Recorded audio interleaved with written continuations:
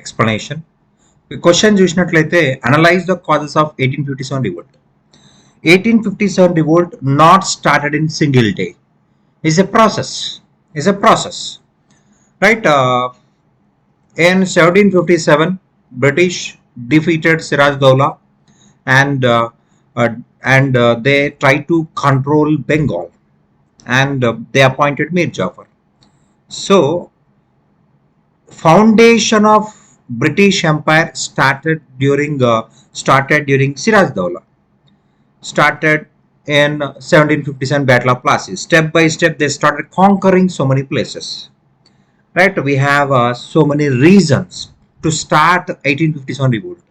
There is a political reason, there is a religious reason, there is a caste reason, there is a social reason, there is a military reasons, and immediate cause. We have these all reasons. Right? First, we'll start with political causes. Okay. Lord Dalhousie was the primary responsible for the 1857 revolt. Right? He introduced doctrine of lapse, and he violated the rules and regulations. మనకి 1857 తిరుగుబాటుకి ప్రధాన కారకుడు అంటే lord Dalhousie అని చెప్పేసి చెప్తాము. అతను రాజ్య సంక్రమణ సిద్ధాంతం తీసుకొచ్చాడు. If any king had no natural successor, the dynasty captured by the British. అలా నాగ్పూర్, ఝాన్సీ, సంబాల్పూర్ వంటి ప్రాంతాలని ఆక్రమించడం జరిగింది. నాగ్పూర్, ఝాన్సీ, సంబాల్పూర్ ప్రాంతాలను ఇట్లా చాలా ప్రాంతాలు ఆక్యుపై, ఉదయపూర్, భగత్ ఇట్లా ఆక్యుపై చేసుకున్నాడు. వెరీ చిన్న టైంలో, తక్కువ టైంలోనే. సో స్థానిక రాజుల్లో ఒక రకమైన భయం అనేది, ఒక ప్యానిక్స్ అనేది ఏర్పడింది అనమాట. ప్యానిక్ అనేది ఏర్పడిందనమాట. రైట్? బ్రిటిష్ వాళ్ళు ఏ అవకాశాన్ని వదులుచుకోదలుచుకోలేదు. యాక్చువల్గా మనకి చూసినట్లయితే we have lord Wellesley introduced subsidiary alliance system. If anyone who signed on subsidiary alliance system, they became subordinates to East India Company. వాళ్ళు చెప్పింది ఏంటంటే, మేము ఓన్లీ సైన్యాన్ని మాత్రమే సహాయం చేస్తాం, కానీ నిజంగా చూసినట్లయితే వాళ్ళు సైన్యంతో పాటు రాజును కూడా తమ గుప్పిట్లో తీసుకున్నారు. రాజును కూడా గుప్పిట్లో తీసుకొని వాళ్ళ కంట్రోల్లోకి వెళ్ళిపోయింది. కనీసం అటెండర్ని మార్చలేని పరిస్థితి, అటెండర్ని కూడా వాళ్ళు మార్చలేని పరిస్థితి. రాజులు అటెండర్ని మార్చాలన్నా బ్రిటిష్ వాళ్ళ అనుమతి తీసుకోవాల్సి వచ్చింది. అంటే కంప్లీట్గా సామంతులైపోయారు. సామంతుల పైన అత్యధిక అధికారం ఎవరికి ఉంటుంది? సార్వభౌమునికి ఉంటుంది. Sovereign had right to control subordinate kingdoms. That's why Lord Dalhousie introduced a doctrine of lapse, and with the help of doctrine of lapse, he captured Satara, Sambalpur, Jaitpal, Udayapur, Jhansi, Nagpur, like that. వీళ్ళందరూ కూడా నిరుద్యోగులైపోయారు. Jhansi Lakshmibai of Jhansi. Lakshmibai భర్త వచ్చేసి గంగాధర్ రావు, ఆమెకు కొడుకున్నాడు Damodar Rao. But these two persons died in the conspiracy. Gangadhar Rao చంపబడ్డాడు, దామోదర్ రావు చంపబడ్డాడు. So లక్ష్మీబాయికి రెండవ కొడుకు లేడు. సో రెండవ కొడుకు లేని కారణంగా, వీళ్ళు ఆల్రెడీ చంపబడ్డం వల్ల ఝాన్సీకి కొడుకు లేని కారణంగా, లక్ష్మీబాయికి కొడుకు లేని కారణంగా ఝాన్సీని Dalhousie ఆక్రమించాడు. So Lakshmibai joined in the revolt. Bajirao too, he was the last Peshwa. He is also having no sons, so he adopted Nana Saheb. Bajirao adopted Nana Saheb. Adopted son is Nana Saheb. అసలు పేరు దొండే పంత్. అయితే British వాళ్ళు నానా సాహెబ్ని అతని సొంత కొడుకు కాదు కాబట్టి అంగీకరించలేదు. So British did not pay pension. రెండవ బాజీరావు కొడుకు కాదు కాబట్టి అతనికి పెన్షన్ ఇవ్వలేదు. So Nana Sahib joined in the rebellion. Dalhousie occupied Awadh kingdom from Wajid Ali Shah నుంచి అవధ్ రాజ్యాన్ని ఆక్రమించాడు. ఓకే, కారణం ఏంటంటే అవధ్ రాజ్యంలో గంగా నది ఉంది, అలాగే యమునా నది ఉంది. చాలా ఎక్కువ ఇన్కమ్ జనరేట్ అవుతుంది. ఎక్కువ ఇన్కమ్ జనరేట్ అవుతున్న ప్రాంతం బ్రిటిష్ వాళ్ళ కంట్రోల్లో ఉండాలనుకున్నాడు Dalhousie. But Wajid Ali Shah was a most favoured to British, తో హీ క్యాప్చర్డ్. మరి ఇక్కడ డాక్టర్ ఆఫ్ ల్యాబ్స్ ఇంప్లిమెంట్ అయిందంటే లేదు. Okay, doctrine of lapse implement కాలేదు. Wajid Ali Shah had own sons, కొడుకులు ఉన్నారు కాబట్టి ఇంప్లిమెంట్ చేయలేరు. మరి ఏం వాడాడు? మాల్ అడ్మినిస్ట్రేషన్, దుష్పరిపాలన. He used maladministration and captured Awadh. So Awadh ప్రజలు తిరుగుబాటు చేశారు. మనకి 1857 రివోల్ట్ లో అతి ఎక్కువ ఎవరున్నారయ్యా అంటే ఈ యొక్క అవధ్ ప్రజలే అని చెప్పాల్సి ఉంటుంది. అవధ్ ప్రజలే ఎక్కున్నారు. సో ఎకనామిక్ కాజెస్, అవధ్ ప్రజలే ఎక్కున్నారు. కారణం ఏంటంటే అవధ్ని ఆక్రమించడం. Economic causes, okay, Britishers used their policies, and ముఖ్యంగా ఎకనామిక్ పాలసీస్ అనమాట. Okay, they introduce zamindari system, they introduced ryotwari system. And ఈ సిస్టాల వల్ల రైతులు ఇబ్బంది పడ్డారు, జమీందారులు ఇబ్బంది పడ్డారు. ఆర్థిక వ్యవస్థ చితికిపోయింది. Okay, because of industrialisation weaving industry collapsed. Weavers and others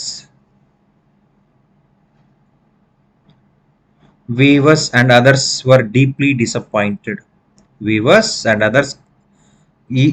Deeply disappointed. Okay, indigenous rulers lost their kingdoms. స్థానిక రాజులు వాళ్ళ రాజ్యాలని కోల్పోయారు. ఓకే, స్థానిక రాజులపై ఆధారపడ్డ పురోహితులు, కవులు, కళాకారులు వాళ్ళ జీవనోపాధి కోల్పోయారనమాట. Right, every king maintained priests, poets, artists, dancers, musicians, etc. When British captured these kingdoms, okay, they remove poets, they remove artists, they remove painters, dancers, musicians, etc. It means they lost the employment తగ్గిపోతుంది. Okay, దానివల్ల వాళ్ళ ఉద్యోగం నిరుద్యోగిత పెరిగింది. These people encouraged Indians to revolt against the British. So ప్రజలందరూ తిరుగుబాటు చేసే విధంగా కవులు, కళాకారులు, పండితులు వీళ్ళంతా కూడా ప్రోత్సాహం ఇచ్చారనమాట. ఇంకా మనకి నెక్స్ట్ చూసినట్లయితే సోషల్ కాజెస్, సొసైటీకి సంబంధించిన కాజెస్ అనమాట. Social causes, right. Society, British introduce many reforms, right. These social reforms also became a reason to revolt. Okay, British వాళ్ళు కొన్ని ప్రోగ్రెసివ్ మెజర్స్ తీసుకొచ్చారు. సతీ అబాలిషన్ యాక్ట్, సతీ సహగమన నిషేధ చట్టము. Okay, this is against to conservatives. Sati abolition act, sati means sati సహగమనం. After death of husband, widow enter in to funeral pier.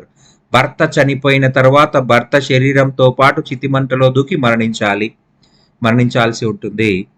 Right. So అది అనాగరికం అని చెప్పేసి లార్డ్ విలియం బెంటిక్ రద్దు చేశాడు. And child marriage abolition act, బాల్య వివాహాల వ్యతిరేక చట్టం, విడో రీమ్యారేజ్ యాక్ట్. వీటి వల్ల సాంప్రదాయవాదులు వ్యతిరేకించారు. ఎందుకంటే సాంప్రదాయవాదులకు ఇవన్నీ కావాలి. వితంతు పునర్వివాహం మా హిందూ మతంలో భాగం.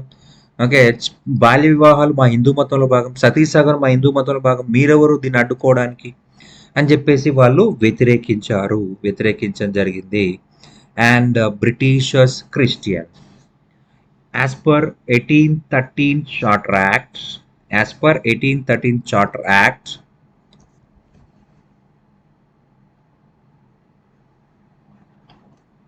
as per 1813 Charter Act, Christian missionary activities declared as legal status ఇచ్చాడు.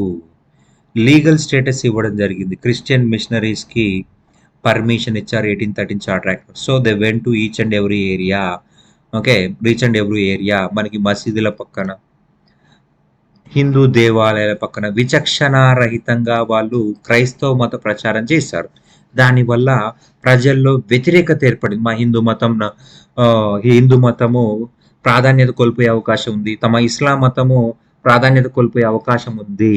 సో వాళ్ళు క్రిస్టియన్ మిషనరీస్కి వ్యతిరేకంగా తిరుగుబాటులో జాయిన్ అయ్యారు. Modern transport facilities like trains and modern English education also doubted. Christian missionaries indiscriminately preaching at temples and mosques, severely criticizing Hindus and Muslims, have angered the people.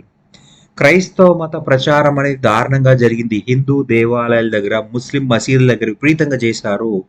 అయితే హిందూ మతం, ఇస్లాం మతం ప్రమాదంలో పడుతుందని వాళ్ళు భయపడ్డారు. So the revolted, the join in the revolt. హిందువులు ముస్లింలు తిరుగుబాటులో చేరారు. అయితే మరి ఒక ముఖ్యమైన అంశం ఏంటంటే religious disability act 1850. Religious disability act 1850. This act allowed people who convert into other religions get inheritance right. మతం మారితే వారికి వారసత్వ హక్కులు కోల్పోలేరు. ఇన్హెరిటింగ్ రైట్స్ అనేవి పోవన్నమాట. ఓకే, మతం మారితే తండ్రి కాకుండా పోతాడా? ఓకే, మనము ఒక వ్యక్తికి పుట్టినప్పుడు ఆ వ్యక్తి తండ్రి, ఓకే, అతను హిందూ మతం వదిలేసి ఇస్లాం మతాన్ని వదిలేసి క్రిస్టియానిటీకో వెళ్తే తండ్రి అవుతాడు. మరి తండ్రి ఎలా కాకుండా పోతాడు? యాక్చువల్గా అయితే ధర్మశాస్త్రాల ప్రకారం మతం మారితే వారసత్వ హక్కు కోల్పోతుందంటే తండ్రి ఆస్తిలో భాగం ఉండదు. కానీ ఈ చట్టం ఏం చెప్పింది? If you convert also you will get inheritance right. Okay, నువ్వు మతం మారినా కూడా నీ యొక్క వారసత్వం ఎటు పోదు, మీ తండ్రి మీకే ఉంటాడు. ఓకే, నీ బయాలజికల్ తండ్రి నీకే ఉంటాడు. అలా ఎలా మారుతుంది అని చెప్పడం జరిగింది. అండ్ ఇక ఫైనల్గా చూసినట్లయితే military causes. A lot of discontent developed among the sepoys who started the mutiny. సిపాయిల తిరుగుబాటు ప్రారంభించింది సైనికులే. సో కారణం ఏంటంటే వాళ్ళకు చాలా సమస్యలు ఉన్నాయి. A sepoy is also a farmer in యూనిఫామ్లో ఉన్న రైతే ఒక సిపాయి అన్నమాట. బ్రిటిష్ వాళ్ళు అనేక విధానాల ద్వారా రైతులను అణిచేశారు, రైతులను దోచుకున్నారు. అయితే ఈ సైనికులు అంటే ఎవరు? ఓకే, వాళ్ళు రైతుల కొడుకులే. కొంతమంది రైతులు కూడా సైనికులుగా చేరారు. అంటే వాళ్ళని అణిచివేశారు. సో ఒక డిస్కంటెంట్ అనేది ఉంది. Sepoys also felt all the discontent of the peasantry. The racial discrimination shown by the British in the army hurt the sepoys. Racial discrimination. మనకి racial discrimination in salary, in giving salary, జీతాల విషయంలో discrimination, respect విషయంలో discrimination, ప్రమోషన్స్లో discriminations. Okay, ప్రతి ఇష్యూలో డిస్క్రిమినేషనే.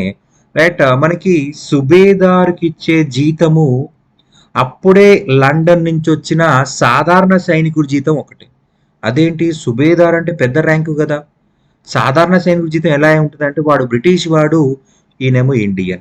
Respect, Indian soldiers called as sepoys, British soldiers called as soldiers.